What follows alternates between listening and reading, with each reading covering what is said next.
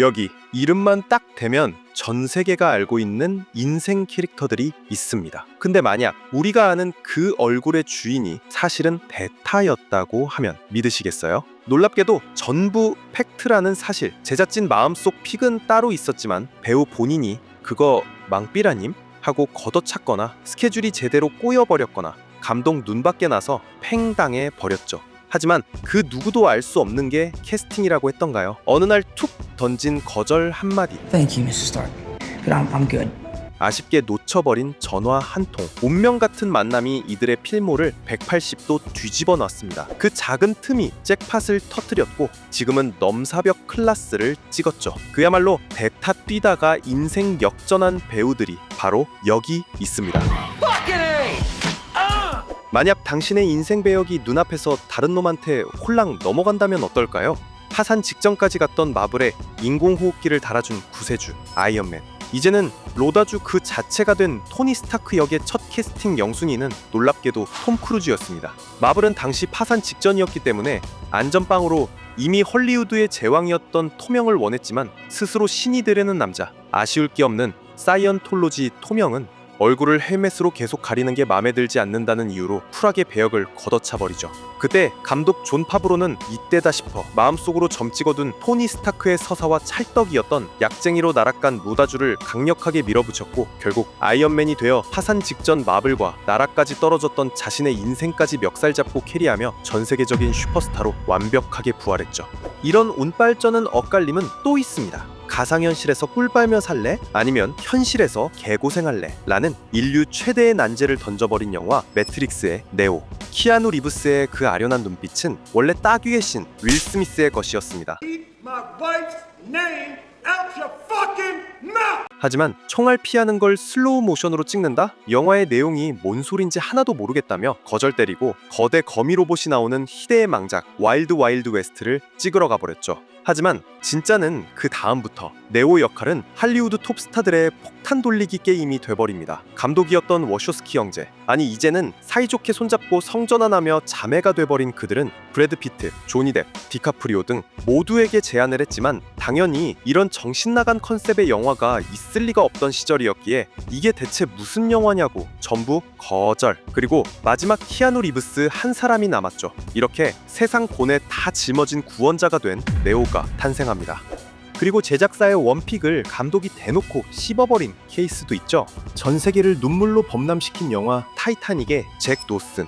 이제는 디카프리오 그 자체가 된 이 역할은 원래 영화사 20세기 폭스에서 이 배우 아니면 절대 안 된다며 밀었던 당시 떠오르는 신성 매튜 맥커너이였습니다. 심지어 상대 여배우 케이트 윈슬렛과 함께 스크린 테스트까지 마친 상태. 하지만 제임스 카메론 감독은 길버트 그레이프, 로미오와 줄리엣에 출연했던 어디서도 본 적 없는 미친 그의 매력에 이미 뇌가 절여진 상태였고 다른 사람은 눈에 들어오지 않았죠. 급기야 디카프리오 캐스팅 안 해주면 촬영하지 않겠다는 말도 안 되는 똥꼬집까지 부렸고 제작진은 영화만 냈다 하면 빵빵 터트렸던 거장 카메론 감독을 믿고 따를 수밖에 없었죠. 결국 몇 번의 설득 끝에 캐스팅 성공. 그 선택은 역사를 뒤집어 놨고 전 세계 소녀들의 마음에 영원히 침몰하지 않는 배 한 척을 띄웠죠.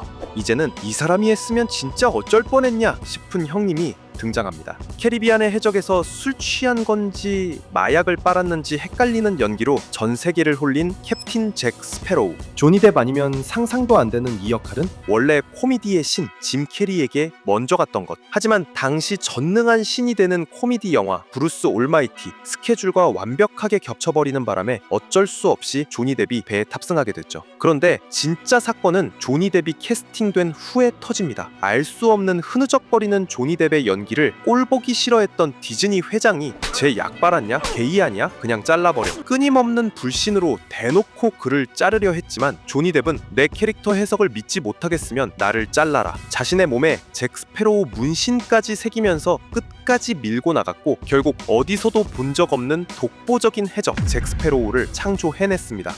영화 한 편 잘 만나서 평생 먹고 살 걱정 없는 형님도 있는데요. 아바타의 주인공 제이크 설리. 하지만 제임스 카메론 감독이 처음에 픽한 배우는 맷 데이먼. 그에게 영화 흥행 수익의 10%를 주겠다는 정신나간 딜까지 던졌지만 남자 중에 남자였던 맷형은 당시 촬영 중이던 본 시리즈에 대한 의리를 지킨다며 정중히 거절. 그렇게 날린 돈이 무려 3천억. 헐리우드 역사상 가장 비싸고 의리 넘치는 거절로 역사 속에 기록되었고, 제이크 설리 역의 샘 워싱턴은 당시 집도 없이 자신의 차에서 막노동으로 힘들게 생활할 정도로 호주에 있을 땐 반짝 유망주 소리도 들었으나 아무도 자기를 뽑아주지 않는 혹독한 헐리우드에서 미래가 전혀 보이지 않았던 배우의 삶을 사실상 포기한 상태. 하지만 그런 자포자기한 마음으로 임했던 아바타 오디션이 웬걸 그의 인생을 180도, 아니 540도 바꿔놓았죠. 아바타 외에 이렇다 할 흥행작도 없을 뿐더러 대부분 CG 처리로 본인 분량은 거의 찾아볼 수도 없는 아바타에서 2031년까지 무려 5편의 제작 계획이 있는 샘 워싱턴은 그야말로 아바타빨로 평생 꿀 빨며 살 수 있게 됐죠. 어디 남자들 뿐인가요? 마블의 문을 연 게 아이언맨이면 어벤져스의 허리를 책임졌던 블랙 위도우. 한순이의 시크한 매력이 폭발한 이 역할은 원래 에밀리 블런트에게 먼저 제안이 갔죠. 하지만 그녀는 당시 20세기 폭스와 악마는 프라다를 입는다를 촬영하면서 맺었던 노예 계약 때문에 자신의 의사와 상관없이 어떤 영화든 한 편을 더 찍어야 했죠. 그렇게 후속편으로 걸린 영화가 하필 망작의 교과서라고 불리는 걸리버 여행기의 노예로 팔려가게 되었고, 마블의 제안을 울면서 거절할 수밖에 없었던 것. 그 기회는 당시 아이언맨 1편을 보고 큰 충격을 받은, 직접 마블 스튜디오까지 찾아가 머리까지 새빨갛게 염색하고 직접 영업까지 뛴 한순이에게로 향했고, 그 남다른 열정은 블랙 위도우로 이어집니다. 그 후로 자신의 이름 걸고 단독 영화까지 찍으며 10년 넘게 어벤져스의 중심 멤버로 활약. 그야말로 초대박을 쳤죠. 영화보다 더 영화 같은 캐스팅의 주인공들도 있습니다. 별이 빛나는 밤에 탭댄스를 추던 라라랜드의 미아, 엠마 스톤에게 오스카 트로피까지 안겨준 이 역할의 영순이는 놀랍게도 헤르미온느 엠마 왓슨. 하지만 그녀는 지금까지 나온 디즈니 실사 영화 중 그나마 볼만했던 미녀와 야수의 벨 역할에 이미 간택당한 상태였고, 해리포터에 기생하며 일찍부터 스타가 되더니 눈에 뵈는 게 없어졌는지 LA에 있는 라라랜드 제작진에게 리허설을 보려면 자신이 현재 활동 중인 영국으로 오라는 싸가지 밥 말아먹은 태도까지 보였죠. 그렇게 엠마 왓슨이 야수와 공주놀이에 빠져 있을 때 결국 엠마 스톤이 캐스팅됩니다. 여기서 재미있는 사실은 남자 주인공 라이언 고슬링 또한 대타였던 것. 세바스찬 배역의 캐스팅 영순이는 사실 마일즈 텔러였죠. 하지만 자기 주제도 모르고 제작사가 제시한 출연료보다 2배 가까운 금액을 요구하면서 캐스팅이 무산되었고 라이언 고슬링이 확정되었죠. 그리고 정말 말도 안 되는 사실 한 가지 더. 라이언 고슬링은 엠마 왓슨과는 반대로 미녀와 야수에서 야수 역을 먼저 제안받았지만 라라랜드를 위해 거절. 결국 엠마 스톤과 라이언 고슬링 둘 다 대타로 캐스팅되어 LA의 밤을 꿈과 사랑으로 물들이며 러브버그 커플이 되었다는 이야기.